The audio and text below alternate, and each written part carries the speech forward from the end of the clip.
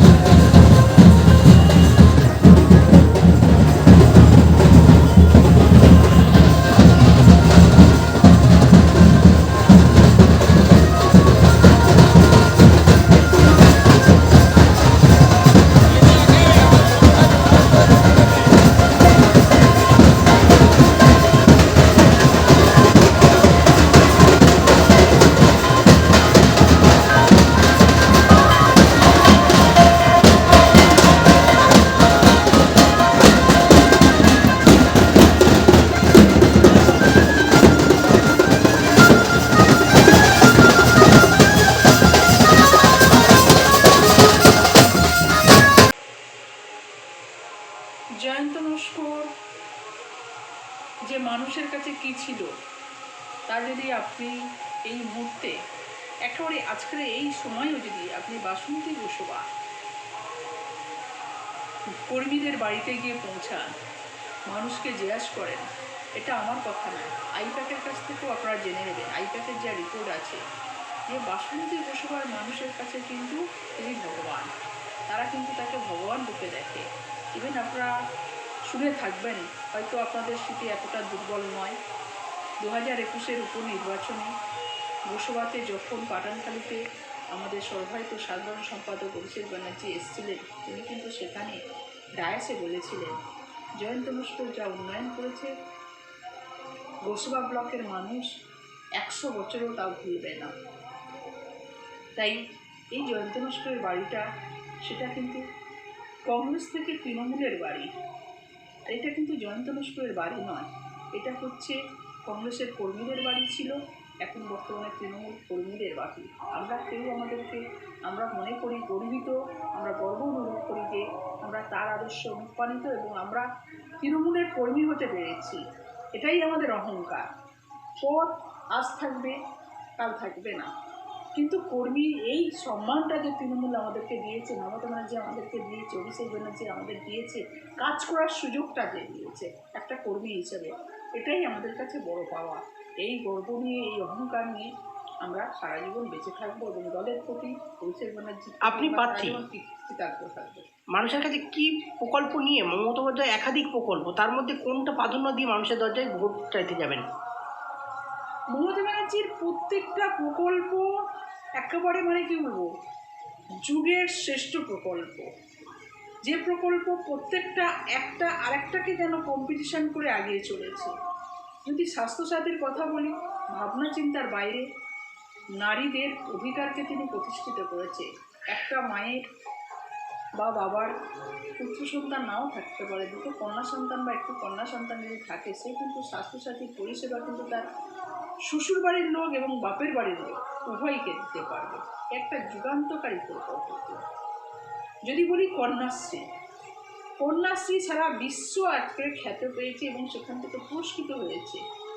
যে কন্যাশ্রী কিন্তু একেবারে, কন্যাশ্রী শব্দটা হয়তো শুনতে ছোট, তার মধ্যে আমরা অন্তর্নিহিত অর্থ যদি দেখি, একটা কন্যাশ্রী একটা শিক্ষিত মহিলা, একটা কন্যাশ্রী একটা কর্মজীবী মহিলা, একটা কন্যাশ্রী একটা সুস্থ মা, একটা কন্যাশ্রী একটা সুস্থ মা, একটা মৃত্যুর হার কমানোর মা। কারণ 18 বছর আগে যদি একটা মেয়ের বিয়ে হয়ে যায়, সেই সন্তান ধারণের ক্ষমতা তার মধ্যে তৈরি হবে না, তাহলে সে প্রসব করতে গিয়ে সন্তান তার মৃত্যু হতে পারে। একটা কন্যাশ্রী মানে একটা বিকলাঙ্গ শিশুর জন্ম দেবে না, কেন 18 বছর বয়সের পরে যদি একটা মেয়ের বিয়ে হয়, তার সন্তান ধারণ এবং সুস্থ সন্তান জন্ম দেওয়ার মতন সমস্ত শারীরিক গঠন তার হয়ে যায়, তাহলে একটা বিকলাঙ্গ শিশু জন্ম থেকে রক্ষা পাবে। এটা হচ্ছে আরেকটা মহৎ পরিকল্পনা। আর কন্যাশ্রী মানে, আর আমরা যদি বর্তমান সময়ে দেখি, তিনি লক্ষ্মীর ভাণ্ডার 2021-এ তিনি কথা দিয়েছিলেন বিধানসভার আগে যে মায়েদের সম্মান দেবেন। এখন লক্ষ্মীর ভাণ্ডার থেকে সম্মান দিতে মেয়েদেরকে 1,500 টাকা, 500 টাকা থেকে 1,000 টাকা, 1,000 টাকা থেকে 1,200 টাকা, 1,200 টাকা থেকে 1,700 টাকা, জেনারেল এবং এসসিদের মিলিয়ে আছে, এসসিদের মিলিয়ে। কিন্তু এই টাকাটা বড় কথা না। বড় কথা, বাংলায় প্রবাদ ছিল, বাংলায় কণার পুকুর আর মেঘের মতো অভাব নেই। আমরা যদি বাংলার চলচ্চিত্র দেখি, সেখানে আমরা দেখব মৌচাকে একটা ছেলের পিছনে বাবারা কিভাবে লাইন দিয়েছিল মেয়েকে বিয়ে দেওয়ার জন্য। সেই জায়গায় আজকের মেয়েরা কিন্তু লক্ষ্মীর সম্মান পেয়েছে। মমতা ব্যানার্জি বর্তমানে একটা উচ্চ শিক্ষিত অর্থবান বাবা মায়ের সন্তান পড়াশোনা করার জন্য যে সুবিধা পায় তার অর্থ আছে। মমতা ব্যানার্জি একটা গরিব স্টুডেন্টের পড়াশোনার জন্য কিন্তু 10 লাখ টাকা পর্যন্ত স্টুডেন্ট ক্রেডিট কার্ডের সুযোগ করে দিয়েছে। দিদি এটা একটা বড় দিদি কোনটা বলবো, যুবশ্রী কোনটা বলবো, একটার পর একটা সবটাই। হ্যাঁ বলছি দিদি, আপনি বাসন্তী বিধানসভায় দাঁড়িয়েছেন, আপনার প্রধান লক্ষ্য কি থাকবে জেতার পরে? দেখুন, প্রধান লক্ষ্য গৌণ মুখ্য বলে কোনো লক্ষ্য হয় না। কাজ করতে গিয়ে যেটা ফার্স্ট প্রায়োরিটি দেওয়া উচিত, সেই সময় সেই পরিস্থিতিতে সেটা ঠিক করা হয়।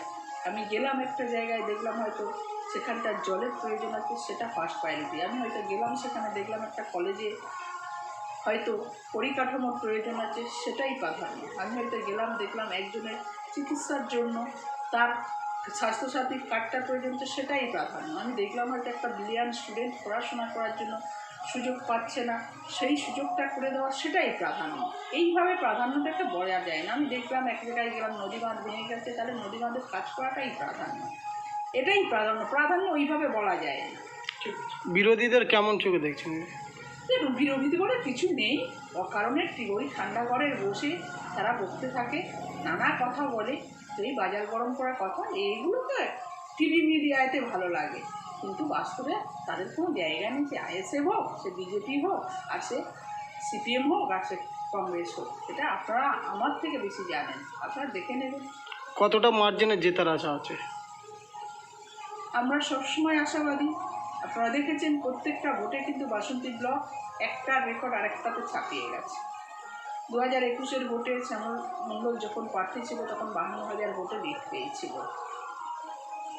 এখন এই এশিয়ার নামক যে ক্ষতিকারক মানুষের ভোট দেওয়ার অধিকার থেকে বঞ্চিত করা হয়েছে, যে এত মানুষ বঞ্চিত হয়েছে, সেই পরিপ্রেক্ষিতে তারা যদি ভোট দেওয়ার সুযোগ পায়, যে মানুষগুলো আজও বঞ্চিত, যাদের ডিলিটেড ভোটার করা হয়েছে, যাদের বিচারাধীন অর্থাৎ অ্যাবজুডিকশনে রাখা হয়েছে, তারা যদি ভোট দেওয়ার সুযোগ পায়, যা রেকর্ড ছিল সে রেকর্ডকে ছাপিয়ে যাবে বাসন্তী ব্লক। কবে থেকে ভোট প্রচারের নামছেন দিদি? ভোট প্রচারে মোটামুটি আমরা নেমেই গেছি।